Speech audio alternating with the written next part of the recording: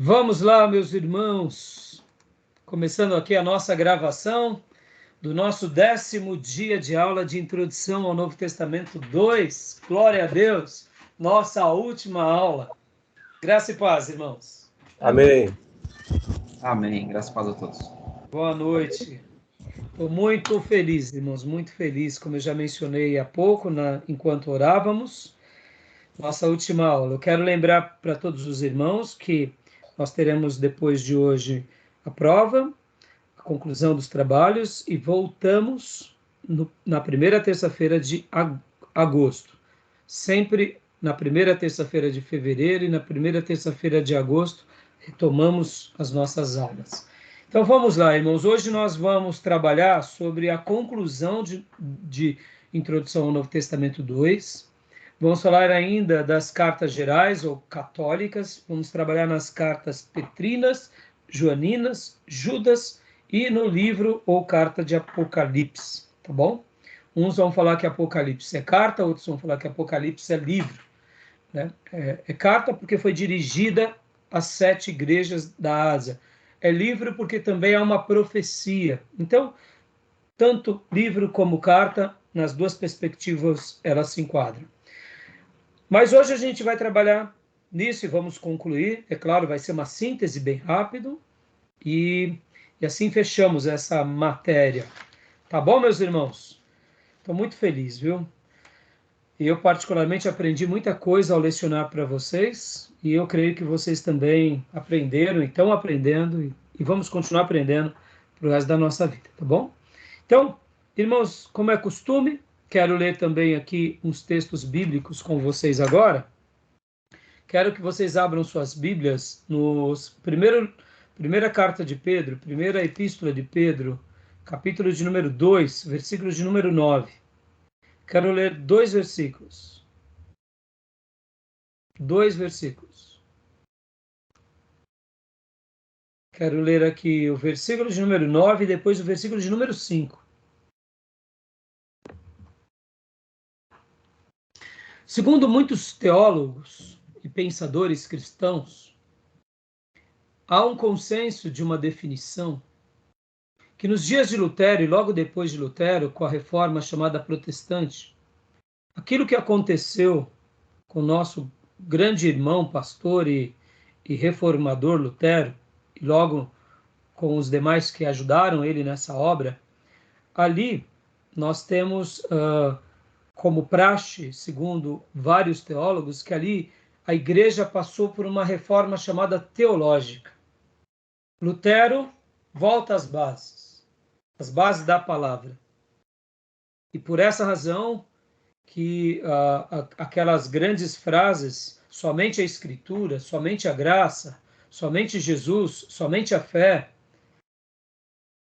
voltaram à tônica e ganharam de novo aquela beleza que havia um dia na igreja primitiva. Então, com Lutero, com os reformadores e depois com Calvino e com toda essa leva de grandes homens de Deus que vieram depois dele, nós chamamos de reforma teológica, segundo esses pensadores e pastores. E também acontece algo muito lindo na história do povo de Deus, que na virada do século XIX para o século XX, os grandes avivalistas, Moody, um pouco antes disso, nós temos George Whitefield, Wesley, Spurgeon e grandes pregadores pregando, George Whitefield, Jonathan Edwards, Spurgeon e tantos outros pregadores, como Wesley, que já começaram uma obra de avivamento, mas na virada do século XX, com Moody, e outros grandes pregadores, e com aquilo que chamamos de avivamento da Rua Azusa, que foi um momento também eu diria, de um mover de Deus no meio da igreja, onde surgem os nossos irmãos chamados pentecostais. Alguns vão dizer, e alguns teólogos vão afirmar, que nessa virada do século XX aconteceu uma reforma eclesiológica. Ou seja, a igreja passa por uma nova mudança. É muito interessante isso. Em 1500 é uma reforma teológica. A igreja tinha se desviado da palavra E aí eles voltam para a palavra e mergulham na palavra. E durante vários séculos eles ficaram sendo ministrados novamente pela palavra. 1900, quando vem o século XX, logo no começo, um pouquinho antes e logo no começo, que é a explosão do movimento pentecostal e avivado, e principalmente o tão conhecido como Avivamento da Rua Azusa, e tudo aquilo que foi sendo gerado, não somente ali na Rua Azusa, mas dos desdobramentos a partir dele, e também outros acontecimentos fora dele. Os teólogos vão chamar que houve ali uma reforma eclesiológica. O que seria isso? A igreja recebe agora uma nova compreensão do seu papel. Ou seja, em 1500, o púlpito foi restaurado. O púlpito voltou a pregar a palavra. E continuou sendo pregado a palavra. Coisas lindas aconteceram na igreja, na Europa, nos Estados Unidos, etc. e tal. Em 1900, a igreja foi abalada. Por que a igreja foi abalada? Porque agora essa mesma igreja que já estava sendo ministrada, que aconteceram acontecimentos maravilhosos, avivamentos, obras de salvação, claro que também tiveram dificuldades também, é óbvio, porque foram quase 400 anos de história, mas agora, com os dons do Espírito Santo sendo mencionado nessa igreja, principalmente por causa dos avivamentos, a igreja passa por um despertamento. E é por isso que os teólogos e estudiosos vão falar que houve uma reforma, houve uma mudança na eclesiologia, a forma que a igreja enxergava a Bíblia. Então, eu sei que também o movimento pentecostal e avivado trouxe também muita discussão.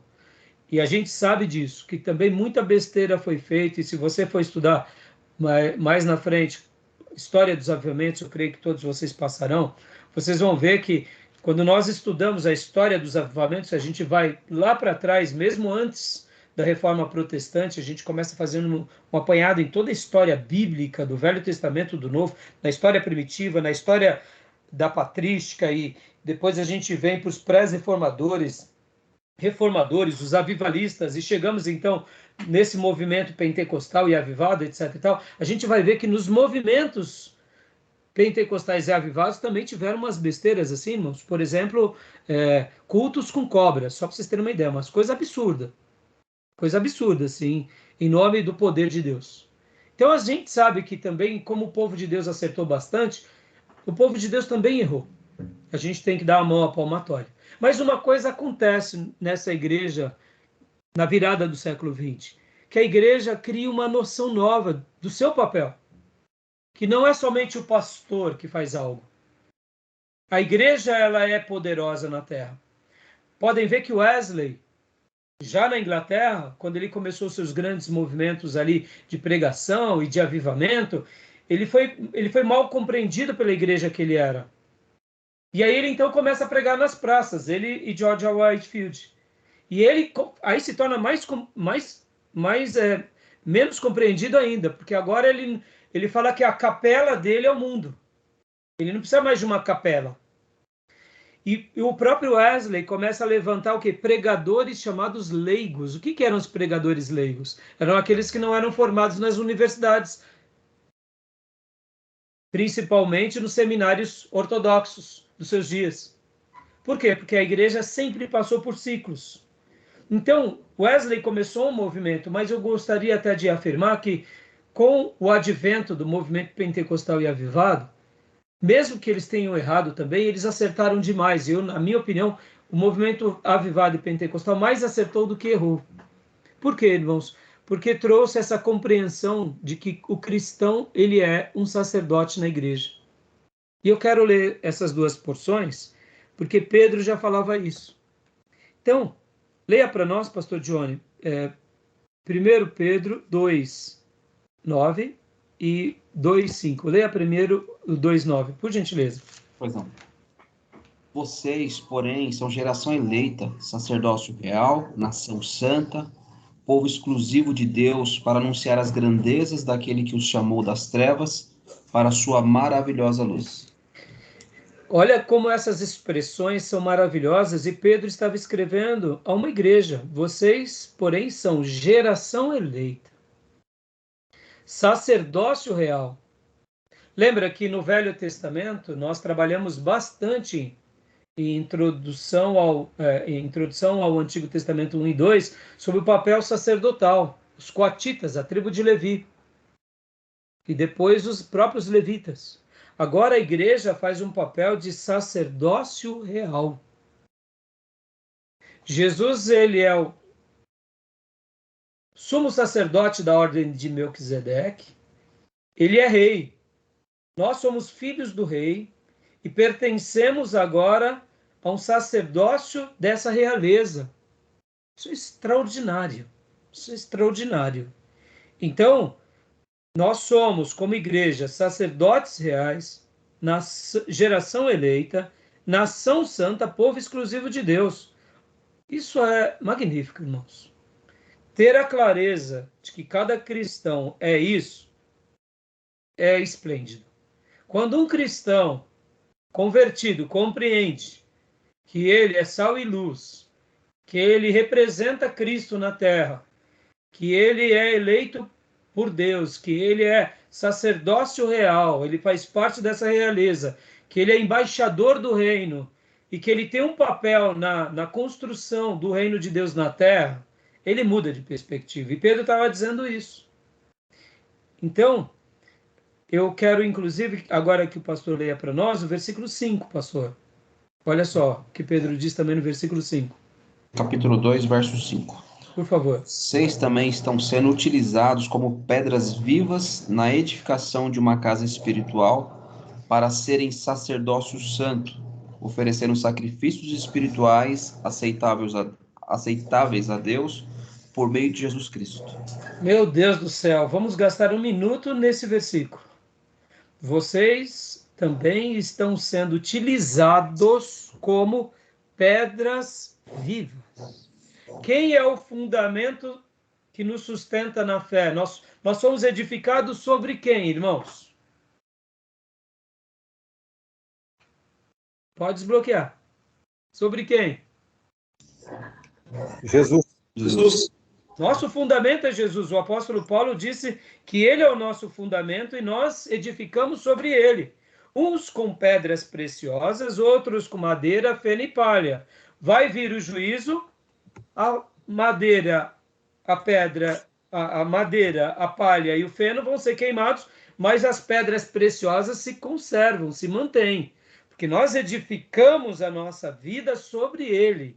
Agora vem Pedro e diz, olha, nós só não edificamos, nós somos pedras vivas. Aleluia! Louvado seja Deus. Nós temos os 12 apóstolos como grandes 12 colunas da igreja primitiva. Nós temos os 12 patriarcas, ou melhor, as 12 tribos de Judá, como 12 colunas do Velho Testamento, como 12 portas do Velho Testamento, e no Novo Testamento temos 12 colunas, ou 12 portas, que são os apóstolos. Ou seja, irmãos, e vamos falar aqui abertamente, o que é um pastor de uma igreja local? É uma coluna. O que é um obreiro numa igreja local? Uma coluna. Pode não ser a principal, mas é uma auxiliar. E aqui o apóstolo Paulo, o apóstolo Pedro está dizendo o seguinte, olha, e o papel de cada irmão? O papel de cada irmão é ser uma pedra viva. Uma pedra viva. Ou seja, na edificação de uma casa espiritual para serem sacerdócio santo. Percebam, irmãos, as construções, as analogias. Isso é algo magnífico.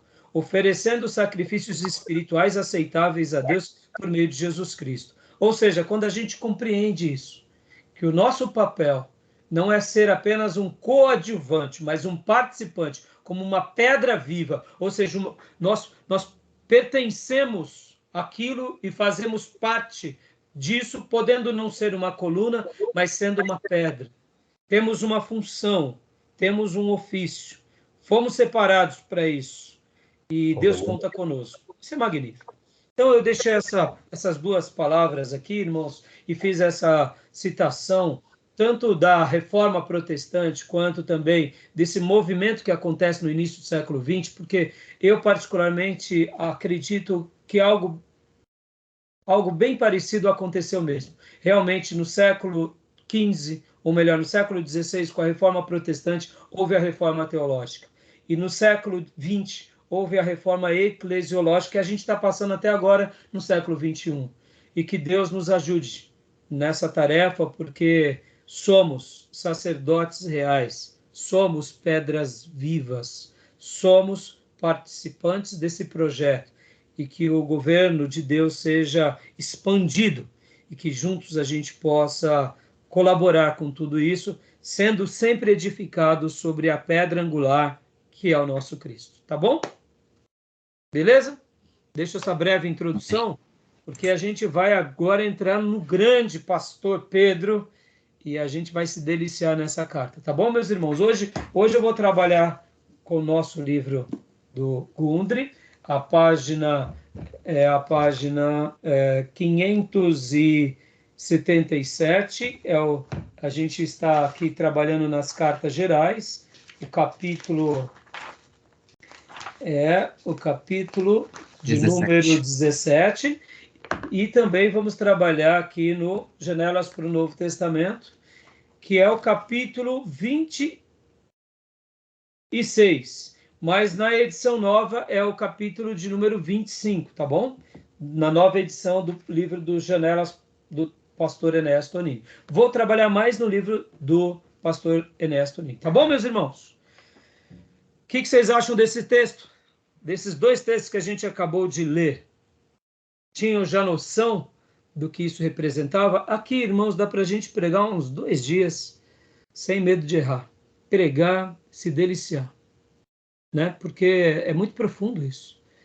Eu sei que é mais fácil de falar para vocês, irmãos, porque falando para seminaristas, a percepção é muito mais aguçada, né? Como eu gosto de dizer para vocês, e muitas vezes até na igreja, o ambiente do seminário é muito espirituoso. É diferente da igreja, porque na igreja você tem pessoas que não são crentes, você tem aquele irmão que está sendo atribulado, tem aquela irmã que o filho está nas drogas, o neto, que ela vai para a igreja querendo uma palavra de esperança. Então, muitas vezes, ela não entende essas coisas porque ela está desesperada, querendo uma resposta de Deus. E muitas vezes o pastor, ele acaba gastando mais tempo cuidando dessas almas fragilizadas. Então, no seminário é um pouco diferente. A nossa disposição é uma disposição mais profunda. A gente entra num nível maior, porque todos os nossos corações aqui estão abertos. É que nem um dia eu disse para o Júnior, né? Falei, Júnior, o seminário não necessariamente precisamos de muita gente. Nós precisamos daqueles que estão muito dispostos e disponíveis. Porque é uma classe onde, se tivermos aqui algumas pessoas que não estão preparadas, desarmonizam até essa classe, essa interação. Vocês vão notar isso ao longo da caminhada. Muitas vezes tem pessoas dentro da classe de um seminário que ela não está em harmonia com essa maturidade e ela acaba desarmonizando um pouco a aula e o professor tem que ser firme para trazer de volta toda hora, porque é um irmão que talvez está um pouco atribulado, está fraco ou realmente está ali apenas para aprender alguma coisa a mais. No entanto, quando nós temos essa disposição de servir a Deus, de fazer parte do ministério, de estar preparando o nosso coração para um dia ser útil para Deus ou continuar sendo útil, é muito diferente. Nossa percepção espiritual é muito diferente, o nosso tato, o pastor, ou o professor, ele fala e ele é bem compreendido. Então, gostaram desses 2 versículos, irmãos? Eu acredito que vocês já tinham lido, mas eu acredito que deu uma boa compreensão do nosso papel como igreja, né? Tudo bem? Querem fazer algum comentário? Chamados para um serviço, né, pastor? Acredito que muitos de nós, eu falo nós porque os cristãos, né? Eles têm uma má compreensão a respeito disso daí e não entendem que muitos pensam que foram chamados, amém, foram salvos, tem o seu nome escrito no livro da vida, mas tem uma má interpretação a respeito do que é esse chamado, né? Às vezes ficar sentado na cadeira, na sua tranquilidade, apenas para prosperar e viver a sua vida boa na presença de Deus, mas não entendem que esse chamado é para um serviço, ser uma pedra viva na construção do Senhor. É uma pena que esse entendimento não alcance alguns. Mas é aí onde entra o nosso papel, né, Gil? De continuar fazendo a obra para que uma hora eles sejam despertados como fomos. Amém. Né, Gil? Porque muitas vezes na vida a gente também marcou passos e Deus foi misericordioso conosco, mas é isso aí. É por isso que o pastor e os seminaristas e os obreiros, irmãos, têm uma função muito importante de também ter paciência, de continuar perseverando, orando.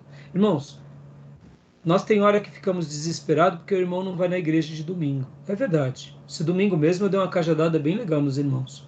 Eu acho que até desci a mão um pouquinho a mais. Um pouquinho a mais. Sabe quando o pai corrige o filho e dá uma roxadinha maior? Eu dei. Foi um pouquinho a mais.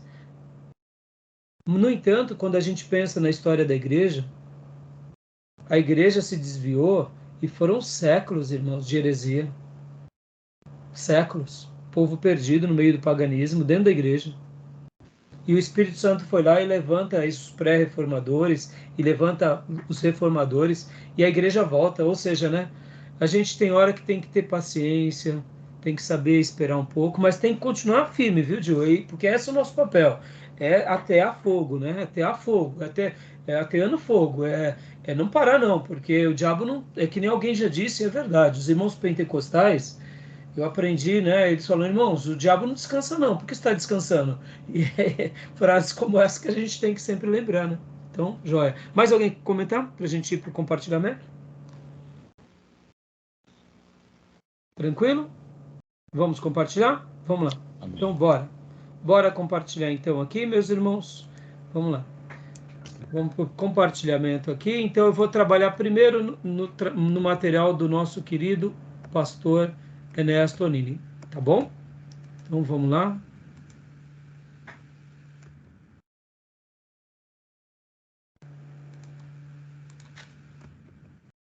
Vamos lá, capítulo 25. Vamos ler aqui esse material tão lindo. Pode começar, irmão Júnior, por favor. A literatura petrina. Petrina. Bonita essa expressão, né? Eu gosto. Petrina. Paulina. Joanina. Pode ler, Júnior, por gentileza.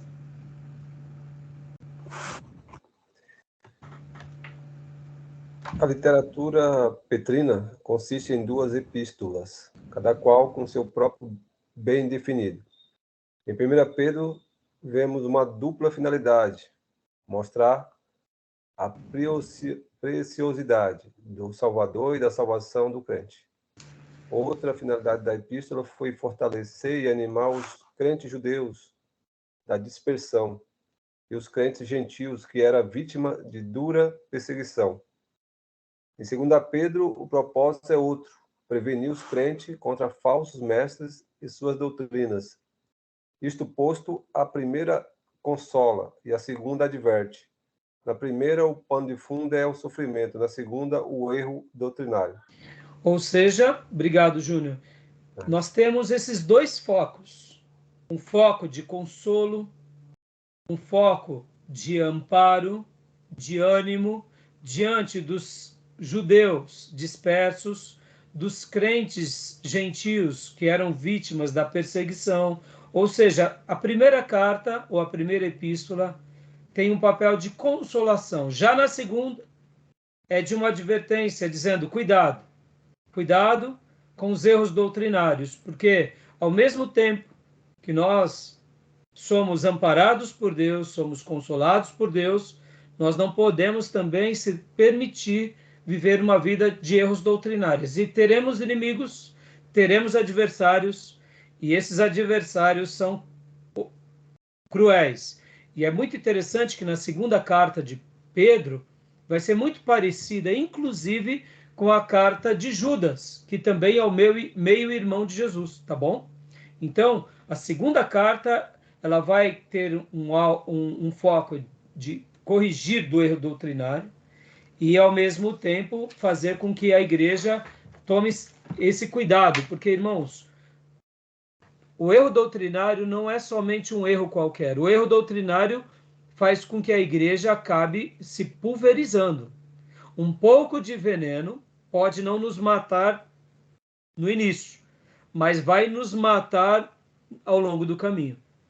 Eu não sei se vocês sabem, muitas vezes, uma das táticas do diabo é exatamente essa. Ele pega a grama de Deus, bate no liquidificador com um pouquinho de veneno. E ali, sem que a gente perceba, estamos comendo a comida de Deus, mas uma dose de veneno. E essa dose de veneno, ao invés de aquilo, o nosso corpo, irmão, com veneno é aquilo. Eu sei que é uma comparação bem infantil essa que eu fiz, mas pode ver que o diabo ele tem esse expertise. Ele nunca vai levar a gente a errar de uma vez. São pequenas coisas sutis que vão abrindo uma porta para um erro, para dois, é um pequeno abismo que vai chamando outro abismo, quando vai ver não tem mais fim, né? Tá bom? O pastor José Ribeiro, ele comenta uma coisa bem interessante. Ele fala o seguinte, irmãos, que quando nós pegamos, né, uma linha na horizontal, imaginem um ponto agora, um ponto e uma linha, um ponto qualquer, e uma linha horizontal, reta. E de repente, depois de 10 metros dessa linha horizontal, imagine que há 1 centímetro para cima. Então, essa linha horizontal ela continua, mas na semelhança aqui dessa régua, né? Então, passa-se, vamos imaginar aqui, irmãos, passa-se 1 quilômetro, tá? Então, esse ponto eu marco 0 daqui a 1 quilômetro. Vamos imaginar por escala. Aí, depois de 1 quilômetro aqui, eu aumento 1 centímetro. Aí você fala assim, pastor, é só 1 centímetro depois de 1 quilômetro. Tá bom.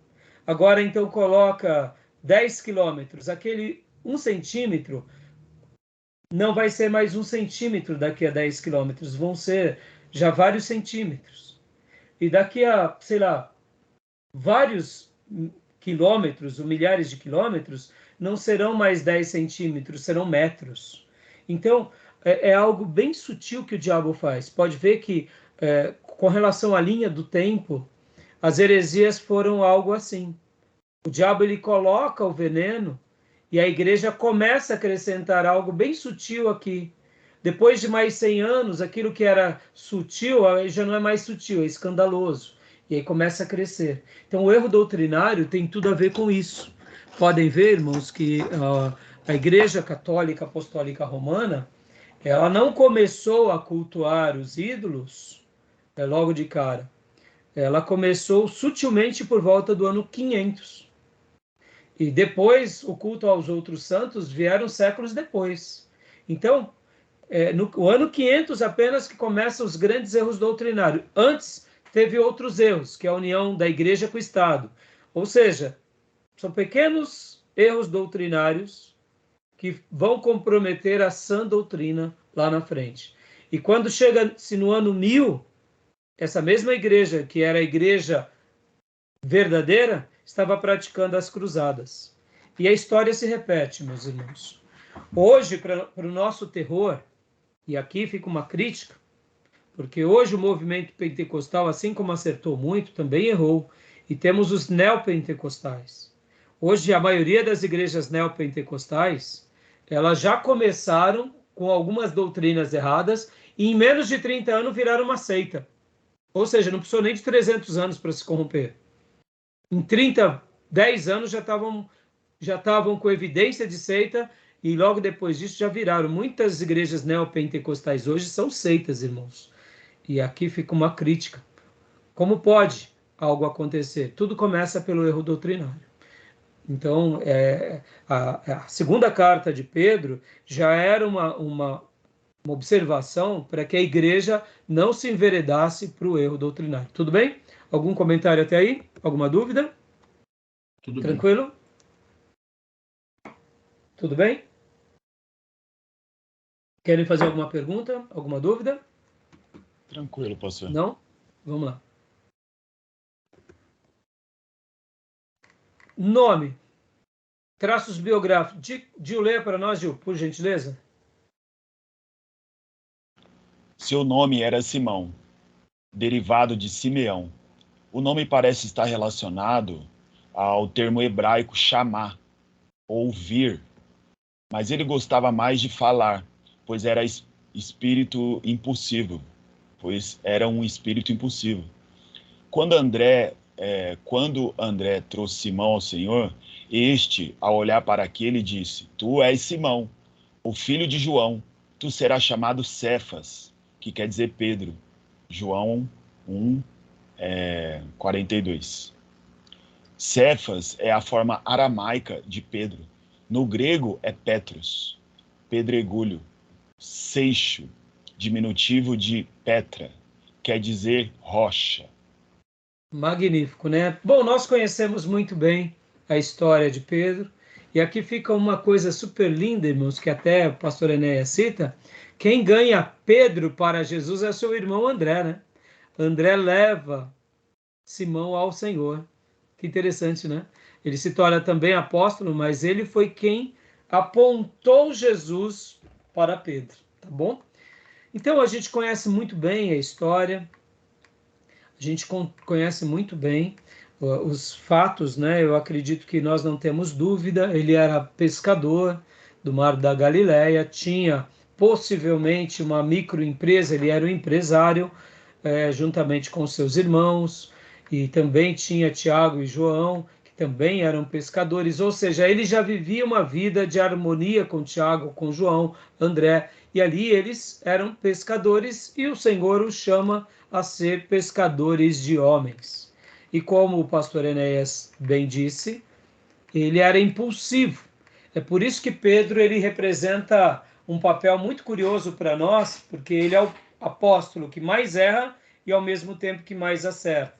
E ele nos deixa um pouco à vontade para ser o que somos. Pedro acaba se identificando conosco porque, como ele erra muito, então nós olhamos para ele e dizemos para nós também: poxa, se o Senhor teve paciência com Pedro, o Senhor vai ter conosco. Então Jesus separa Pedro para essa obra, e Pedro também, por ser impulsivo, também tem o seu protagonismo, né? Assim como os demais apóstolos. Pedro, Tiago e João acabam sendo, de fato, os líderes dos apóstolos. Ele tinha essa personalidade mais sanguínea, mais tempestuosa, e ele era essa pessoa muito importante no colegiado apostólico. O pastor Enéas Tonini, no seu livro, vai fazer vários comentários sobre ele, sobre os traços da vida dele, e aqui ele vai colocar essa parte bem curiosa, que é Pedro esteve em Roma. E aqui é bem interessante essa parte, irmãos, porque os católicos vão fazer uma defesa que sim, Pedro esteve em Roma. É bem possível que Pedro esteve em Roma, principalmente por causa das citações dos pais da igreja. Os pais da igreja vão falar que Pedro esteve em Roma e que também Pedro foi crucificado de fato em Roma. Então, há algum problema de que Pedro tenha estado em Roma? Nenhum. Pelo contrário, Pedro ter ido para Roma, nenhum problema. No entanto, pode ser que sim e pode ser que não. Mas tendo como base essas citações, então nós, particularmente, eu diria, não teria nenhum problema que Pedro esteve em Roma, mas olhando-nos com os óculos do catolicismo romano, é muito importante que Pedro esteve em Roma, porque eles vão tentar reivindicar que Pedro foi o primeiro papa em Roma. O fato de Pedro estar em Roma para os católicos romanos é querendo dizer que o primeiro papa esteve ali. Nas aulas passadas eu mencionei que a igreja primitiva, logo nos primeiros séculos, eles eram divididos em 5 grandes regiões. Então, os líderes cristãos, eles estavam em vários lugares nesses primeiros séculos. Então, eram chamados patriarcas. Naqueles dias, até por volta do ano 500, não havia essa reivindicação de papado, até porque essa questão do papado é uma criação da Igreja Católica Romana. Porque durante os primeiros séculos, eles viam os grandes vultos pastorais, os grandes teólogos, e eles valorizavam todos eles. Não havia isso. Agora quem fala em nome de todos nós é fulano. Até porque na igreja primitiva, Pedro era o líder dos 12, mas Pedro dava margem para os 12. Ele não ficava disputando, no sentido político, a igreja. Essa disputa política ela começa um pouco depois de Constantino. E eu diria que logo quando Constantino oficializa o cristianismo como religião oficial do Império Romano, ali começa, então, eu diria, um enamorar-se dos primeiros líderes. Porque, afinal de contas, o imperador ele precisava do apoio de quem? Dos grandes líderes religiosos cristãos. Então, não importava, num primeiro momento, se era o grande líder que estava em Roma ou em Alexandria. Muitas vezes o imperador, por exemplo, ele tinha, vamos dizer assim, vultos grandes em outras cidades. Por exemplo, em Éfeso. Se havia um grande pastor em Éfeso, o imperador ele precisava da força desse imperador, ou melhor, desse pastor, para poder ali estar conduzindo o seu império juntamente com os líderes cristãos. Mas como eu disse para vocês, até por volta do ano 500, nós não temos assim essa figura papal que é em Roma e etc. Mas o catolicismo, depois que eles criam a figura do Papa e depois que eles tentam reivindicar essa historicidade para trás, então é importante que eles digam que Pedro esteve em Roma. Agora, pode ser que sim, pode ser que não, irmãos. Como eu disse para vocês, Pedro, de fato, estando ou não, não muda nada. E ó como que é uma coisa meio doente com relação a essa questão da infabilidade papal. Por exemplo, Pedro era casado. Ora, se Pedro era casado, porque depois os demais padres e papas não são casados? Então percebam que eles constroem algo para sustentar algo, mas eles não constroem totalmente como de fato deveria. Porque se de fato eles querem construir um papado na essência de Pedro, todos os papas deviam ser casados. E agora eu faço uma pergunta para vocês. Um dos motivos, quais são os motivos pelos quais os padres não casam e principalmente o Papa?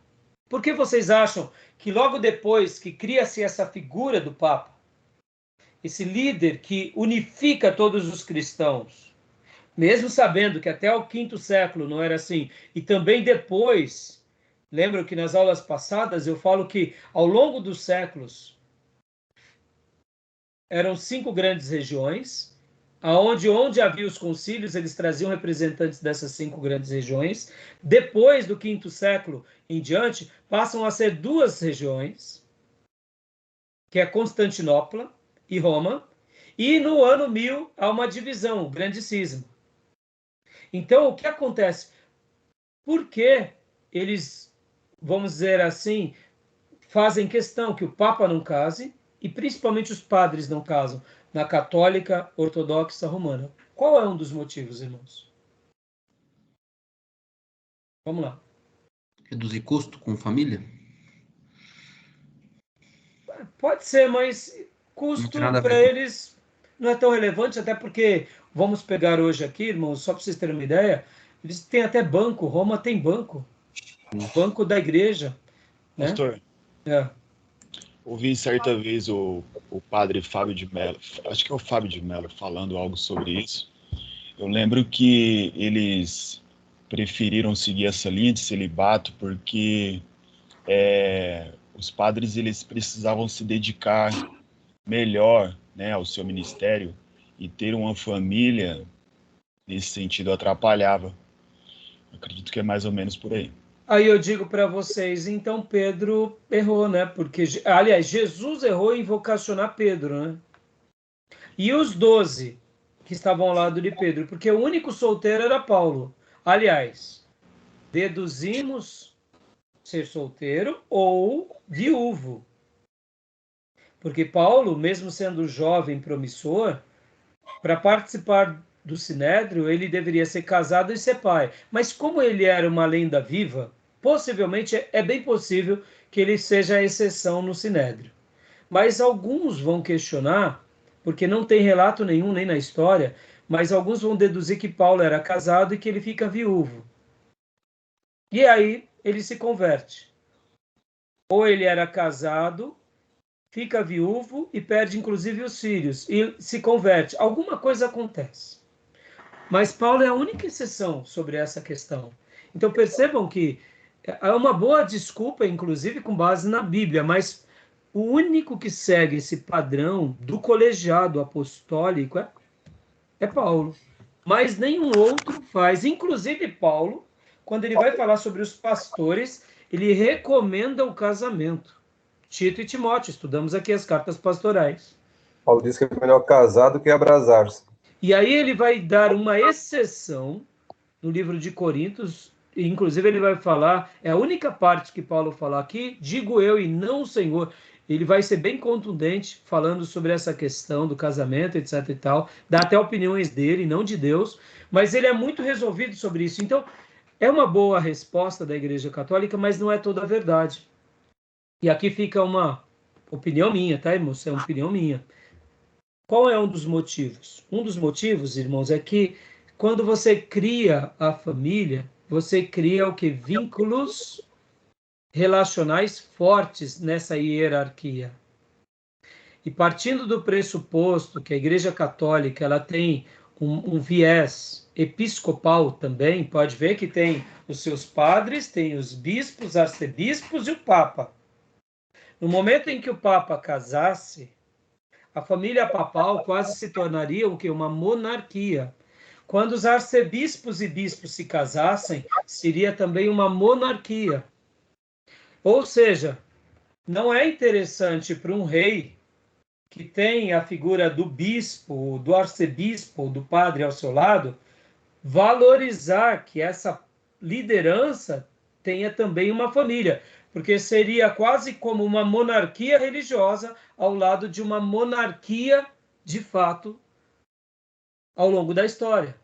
Por isso que também para os reis não era interessante que os líderes católicos colocassem esses critérios em pauta, ao mesmo tempo, para essa liderança também católica, não era interessante que eles também valorizassem isso, porque surgindo um padre, um papa, um arcebispo, um bispo mais político, você vai ter que lidar com ele durante a vida dele, mas depois que ele morre, o lugar dele fica vago, para que outro substitua e você volte o quê? Aquelas bases, aqueles padrões anteriores. Ou seja, ao longo dos séculos, você consegue um certo controle como religião.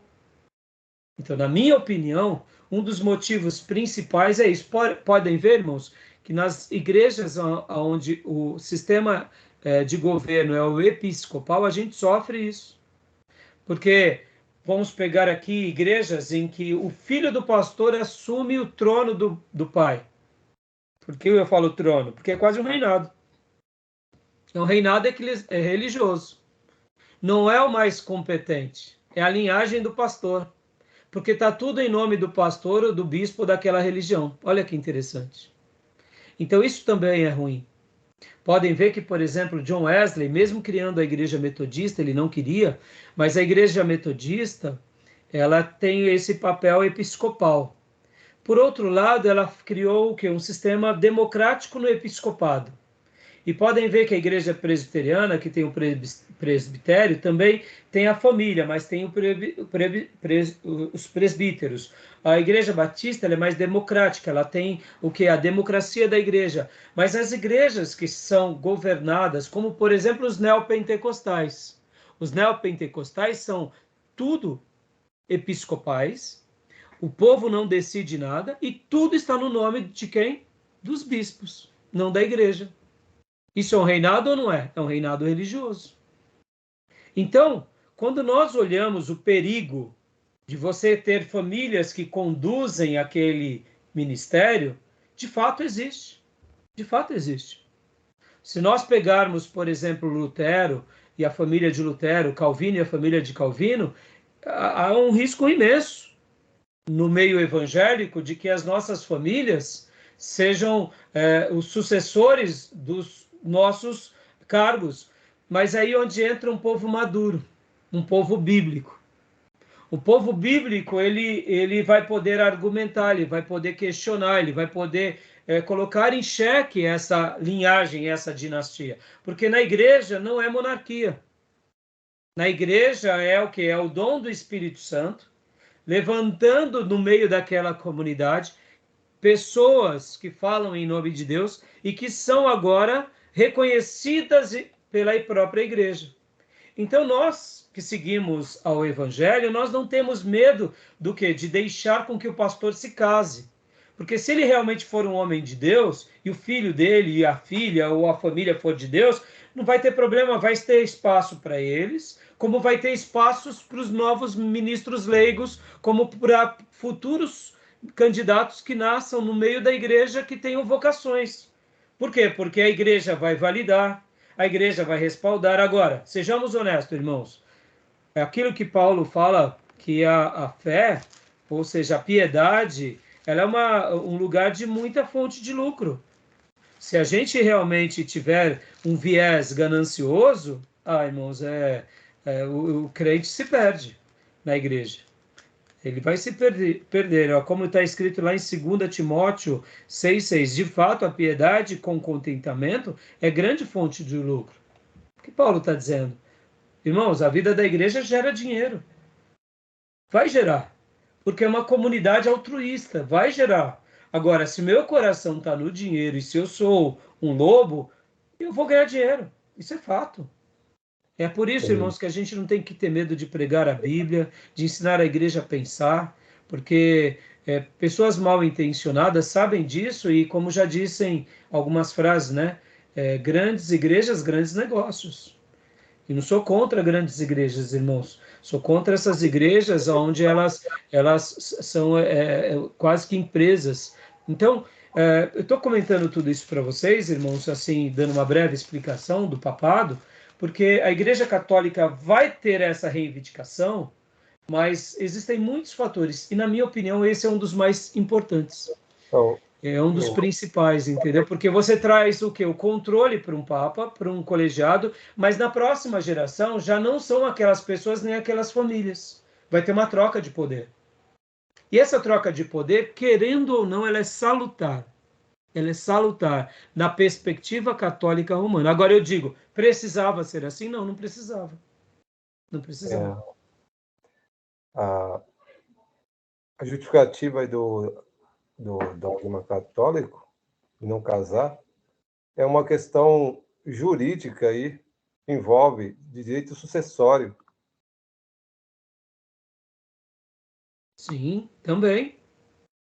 Você acaba envolvendo, né? O patrimônio da igreja, o padre vai casar, sucessão, direito hereditário, herança. Você acha que a igreja não ia se blindar para que isso não afetasse o patrimônio da igreja? Sim, então tem isso, tem a questão, isso é uma questão financeira, tem a questão política, tem a questão de influência, tem a questão de manutenção dos dogmas. Então, assim, é bem interessante, tá, irmãos? Agora, olha que interessante. Dentro dessas duas divisões que eu falei há pouco, que são os católicos do Império Bizantino e os católicos de Roma, dentro da Igreja Ortodoxa grega, até hoje os padres casam. Lá não tem a figura do Papa. O líder principal dos católicos ortodoxos gregos são chamados patriarcas, como eram ao longo da história da igreja, eles eram chamados patriarcas, porque eles são pais, não papas. E o que acontece? Dentro do católico ortodoxo grego, aí eles dizem o seguinte, bom, se você quer ser uma pessoa que cuida de muitos padres e de muitas congregações, aí nós indicamos que você não case. Também dando esse viés do quê? Opa, temos uma tradição, não queremos... Também tem um pouco dessa explicação. Então, os bispos do catolicismo ortodoxo grego não casam e o patriarca também não, porque senão daria o mesmo problema.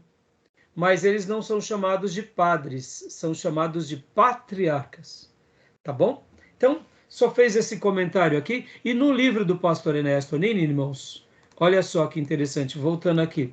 Então, vai ter essa discussão bem interessante, tá? Depois vocês apreciem e a gente vai ver que, de fato, né, Pedro, pode ser que sim, ele tenha estado em Roma e lá, possivelmente, ele foi morto, crucificado de cabeça para baixo. Agora, naquele filme clássico, Quo Vadis, olha só que interessante. Uma antiga lenda conta que os cristãos de Roma persuadiram Pedro para fugir da cidade, para escapar do sanguinário Nero. Mas quando Pedro chegou às portas da cidade, eis que Jesus lhe veio ao encontro. Pedro perguntou ao Senhor: Quo vadis? Para onde vais? E Jesus lhe respondeu: a Roma, para ser crucificado outra vez. Então Pedro entrou de volta na cidade, foi preso e crucificado. Ah, meu Deus. Aí o pastor Enéas conclui dizendo: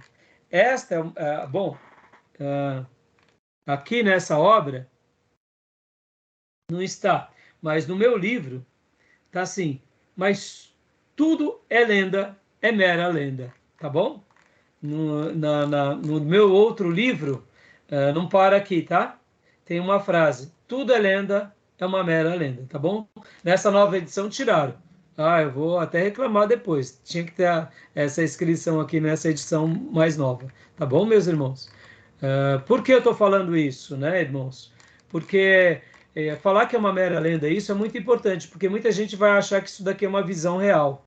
Isso daqui não foi, isso daqui é obra literária, poesia não, é um romance. Pedro está fugindo e vem Jesus e diz, olha, eu estou indo para ser crucificado. E aí, então, Pedro dá meia volta e vai ser crucificado. Entendeu, irmãos? É mera lenda, tá bom? Mas no filme é retratado isso. Agora, deixa eu te perguntar uma coisa. Por que na perspectiva católica isso é importante?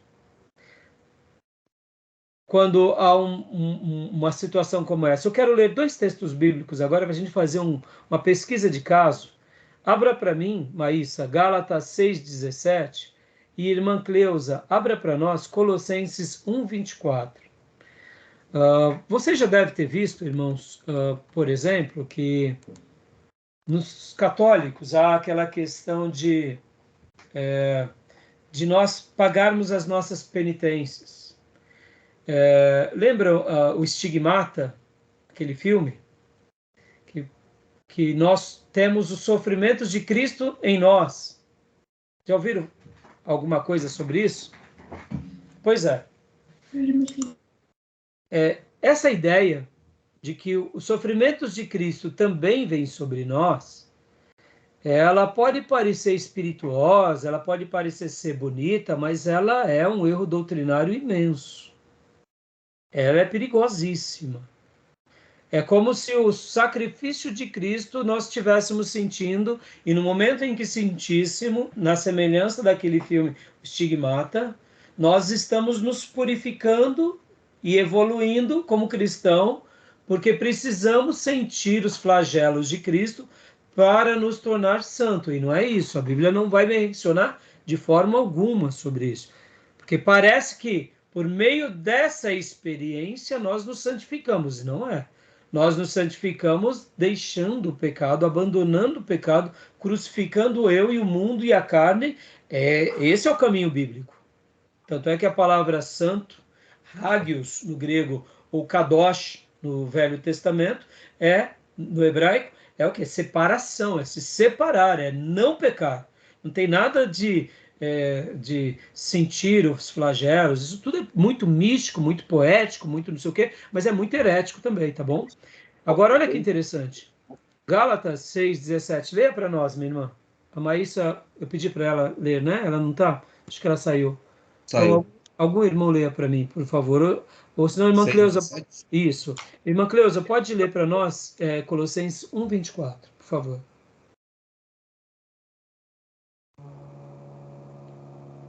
Tá travado o seu microfone, minha irmã.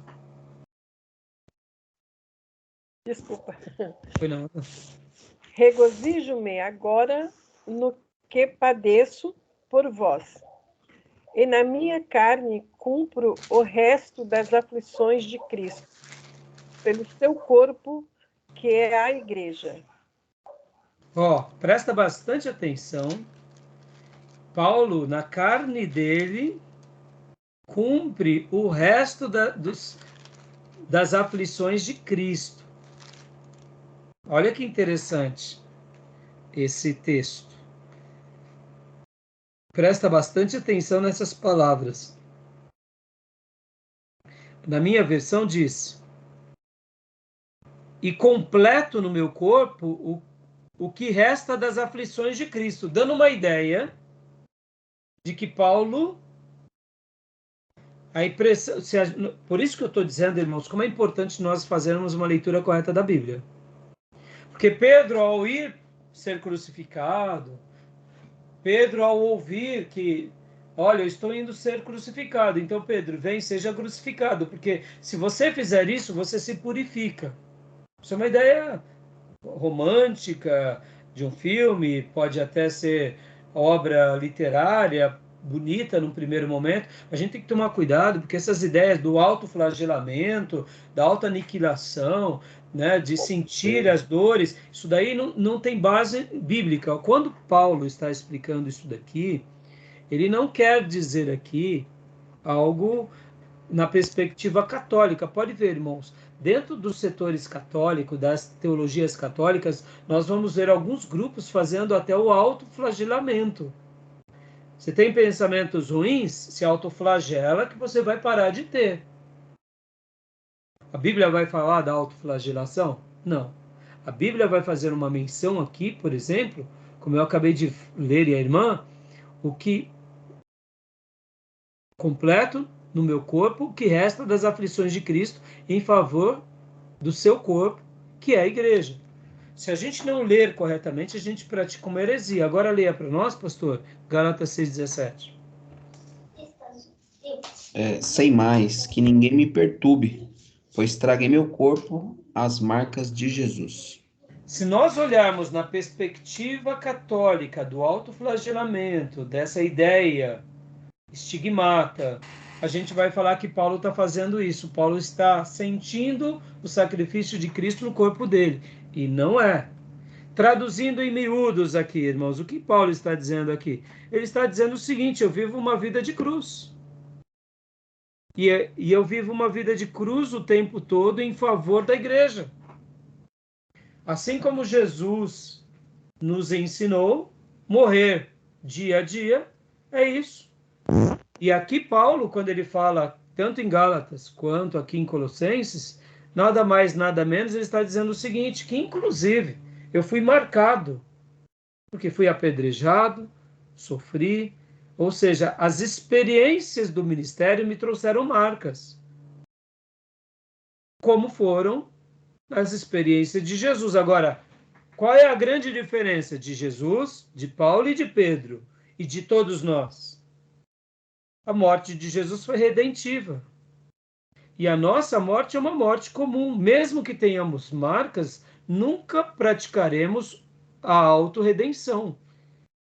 Ora, se eu não pratico a autorredenção, por que eu vou ter que experimentar o sacrifício de Jesus na minha vida para ser purificado? Se torna incompleto. Então é muito importante nós conhecermos as palavras e as profecias bíblicas para a gente não cair num erro doutrinário.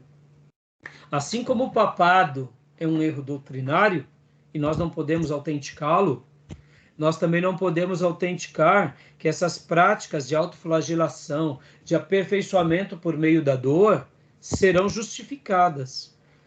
Agora, e o martírio, pastor? E o apedrejamento, pastor? E o sofrimento, pastor? Isso faz parte dos desígnios de Deus para aqueles que são eleitos para tal. Como assim, pastor? Estevão foi martirizado, o senhor está dizendo que ele é eleito para tal? Sim. Na história do povo de Deus, todos nós sofreremos. Agostinho de Hipona disse assim, que Deus teve apenas um filho sem pecado, mas não teve nenhum filho sem sofrimento. É a grande verdade. Todos nós, como diz Hebreus, somos aperfeiçoados pelo sofrimento. No entanto, em 1 Coríntios vai dizer que Deus só nos permite passar por aquilo que possamos suportar. No entanto, algumas almas Deus escolhe a dedo, porque são privilegiados por uma competência divina e por uma vocação divina, ao quê? A passarem pelo martírio, a passarem pelo sofrimento. Pastor, então o senhor está dizendo, pera lá, eu achava que era praga, uma pessoa ser que nem Estevão é uma praga, foi apraguejado por Deus. Não, não é, irmãos.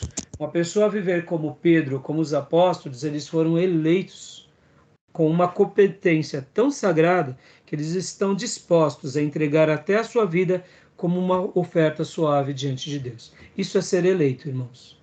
Porque um irmão como nossos irmãos, Pedro, Paulo e Estevão e tantos outros, Tiago, que foi morto ao fio da espada, o profeta Isaías, que foi cortado ao meio, eles não foram sentenciados. Eles foram eleitos por Deus para poderem dedicar as suas próprias vidas como uma oferta suave, dizendo que a fé deles em Deus é maior do que a própria vida. E podem ver que a mensagem que eles deixam é de que realmente há um Deus que os sustenta até mesmo na hora mais difícil, que é a morte, mas a vida em Deus é tão preciosa que eles estão dispostos a serem derramados como uma oferta suave, ou como uma libação, mesmo que o seu sangue se escorra, sua vida se desvaneça, porque eles estão prontos para passarem por isso. Isso é um privilégio de poucos. Na história do povo de Deus, tanto na Bíblia quanto na história da igreja, essas pessoas que passam pelo martírio, que passam pelas arenas, que são comidos vivos, são queimados vivos, como eram nos dias das perseguições dos imperadores romanos, muitos cristãos viravam tochas vivas e não negavam a fé. Eram comidos por feras e cantavam a Deus. Pastor, isso é ser eleito? Sim, isso é ser eleito. É ser eleito porque há uma mensagem que é dada por meio da vida deles para aqueles que estão sendo os algozes deles.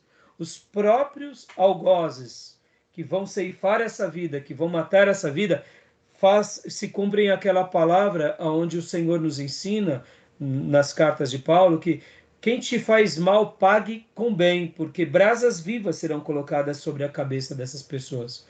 Quando uma pessoa passa por isso, e ele não nega a fé, e ele deixa essa mensagem, mesmo o pior dos piores, e aqueles que apoiam essas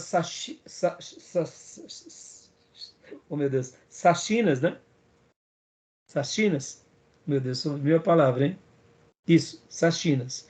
Mesmo aqueles que apoiem esses assassinatos cruéis, eles ficam assim, mas como pode? E muitos se convertem na história da igreja. Tá bom, meus irmãos? Tudo bem? Tudo bem até aí? Alguma dúvida, alguma pergunta? Ô, pastor, Joia? é provável que Paulo tenha ficado sabendo do martírio de Pedro, que ele, segundo a teoria, né, Paulo morreu em 68 depois de Cristo e Pedro por volta do ano 64. É provável que lá em Roma Paulo tenha ficado sabendo também, né, do martírio, da morte de Pedro. Sim, sim. E os pais da igreja vão trabalhar essas duas premissas. Por isso que é bem possível, viu, meus irmãos? Agora, por que Pedro de repente foi para Roma, irmãos? Pensem na seguinte coisa: aonde estava o grande líder do mundo naqueles dias? Aonde estavam as pessoas mais influentes? Pedro estava ali também pregando para essas pessoas. Tinham cristãos ali, então o cristianismo, juntamente com Paulo, por isso que eles também queriam chegar lá para poder proclamar a todos os habitantes. Porque eles sabiam, irmãos, como nós também, quando Deus salva uma pessoa muito importante, a repercussão que se dá na sociedade é muito grande. Para Deus, tudo é importante. Deus salvar um escravo na cadeia ou salvar o imperador romano. Mas para a sociedade é diferente. Quando Deus salva um bandido, tem pouca repercussão, porque afinal de contas é um bandido. Para Deus tem muita repercussão. Mas quando Deus salva uma pessoa muito ilustre da sociedade, para a sociedade tem muita repercussão. Para os olhos das pessoas estão naquelas pessoas que são ícones. Então Pedro também estava aberto a todos, ao povo de Deus que estava lá, aos romanos e também a essas pessoas, e Paulo também, né? Tá bom, meus irmãos? Tudo bem até aí? Tranquilo? Alguma pergunta? Não? Então, vamos dar uma pausa na nossa gravação para a gente beber uma água e ir ao banheiro, a gente já volta? Tranquilo? Joia. Então, vou parar aqui.